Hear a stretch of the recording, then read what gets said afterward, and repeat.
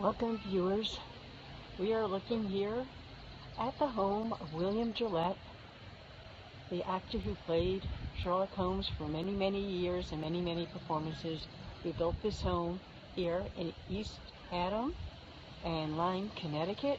And I'm walking around. We just came from inside the castle, and I'm going to tell you a little bit about each of the rooms. I'm going to show you the Connecticut River, and so we've got a very good view here. So I'm going to hold here for a little bit before we walk up this stone staircase.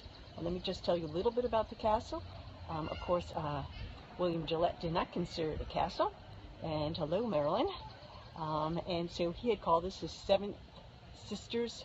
Yes, Gillette Castle. This is where we are in Connecticut. We're actually in Gillette State Park. The state of Connecticut now owns this land. And hello, John in Portugal. Hello, everybody that's coming in. Hello, Holy Land.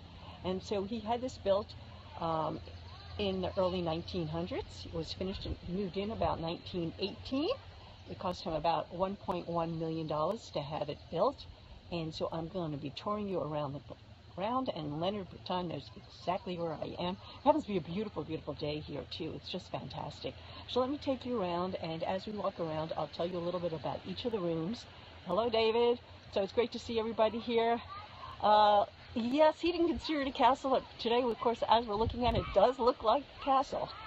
He didn't like to call it a castle, but as I said, he called it his seventh sister estate. So we're going to take a walk around. I'm going to show you how he originally saw this piece of land.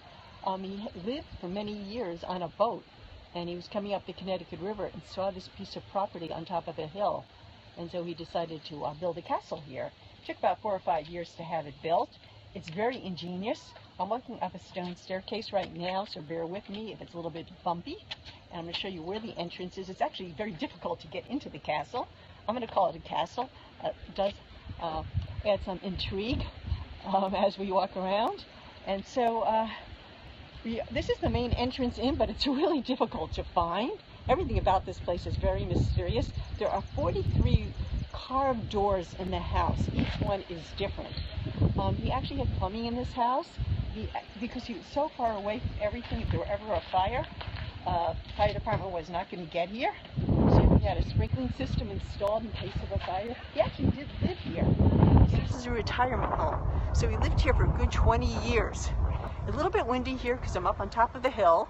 I'm going to show you the Connecticut River. You got to imagine that William Gillette was coming by on the boat that he lived on and saw this piece of property and decided to have this built as his retirement home. So he lived here for about 20 years. Again, he moved in about 1919, and he lived here until he died in 1938. This was not a vacation home. This is really where he lived. We are going to hit some wind, but I do want to show you the Connecticut River down below. So that is the Connecticut River. I'm going to walk down this path and give you a nice view of it. He also built a railroad here. A railroad's called Seven Sisters. That railroad was eventually donated to Lake Compounds, an amusement park here in Connecticut, but they brought some of the pieces back here. So I'm not going to try to show you those on the scope, but I do want to show you the Connecticut River. So you can imagine him on his boat where he lived, looking up on this hilltop. Yes, it was a retirement, yes, with a lot of stairs. Yes, there are a lot of stairs in there. I really recommend it in Connecticut. It is a must-see place. Also, of course, a lot of you know that I do some work in the Mark Twain house, and originally William Gillette was actually born on the same property where Mark Twain built his house in Nook Farms, Hartford. And William Gillette has a lot of connections to the Hartford area. He went to school there.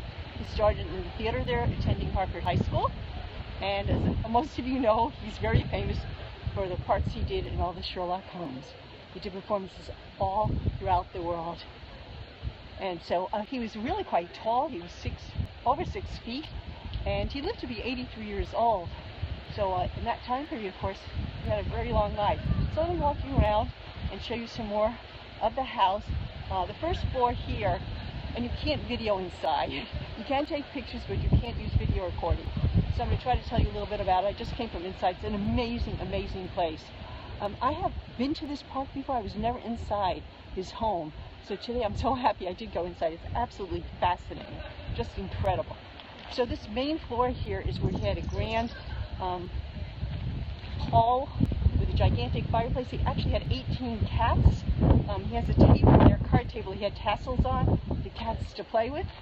And he was really quite a genius. I'm going to be able to peek in some of the windows. I'm coming up another staircase. Let me try to hold it up as we're going. And I'm coming up another staircase here. We'll get another great view of the Connecticut River in a minute.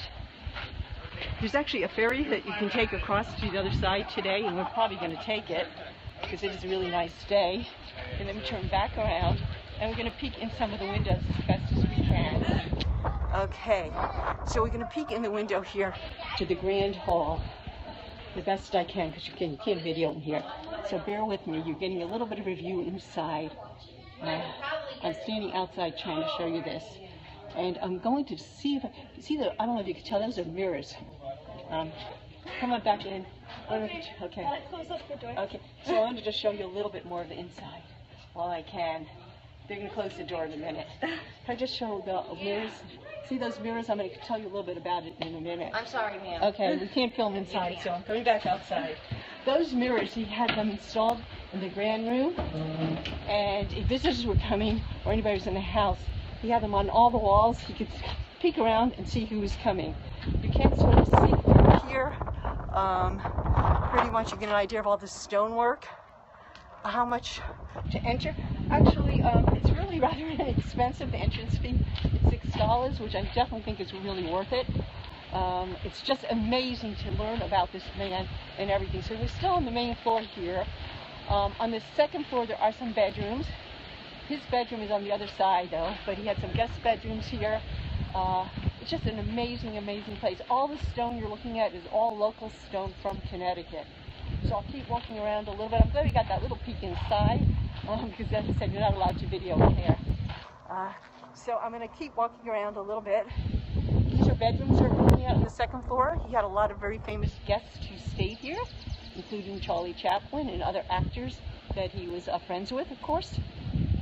Albert Einstein visited here. He found it very creepy. He didn't particularly like this place, but many other famous people who came here to stay really enjoyed it. So he had quite a few guest bedrooms. And I'm going to keep walking around a little bit. And again, this is in a state park. You could actually walk a lot of trails and do some hiking here. Let me pause here so you get another angle of the castle. Up on one of those floors is one of his libraries on the very top floor with all of his books. He was good friends and acquaintance of actually it's Mark Twain who started him on theater. So I'll tell you a little bit about that. Mark Twain recommended him to star in a performance of The Gilded Age. So it was Mark Twain who got him started, which there's a lot of connections between Mark Twain's family and William Gillette. Also picked up another little tidbit of information when I was in there.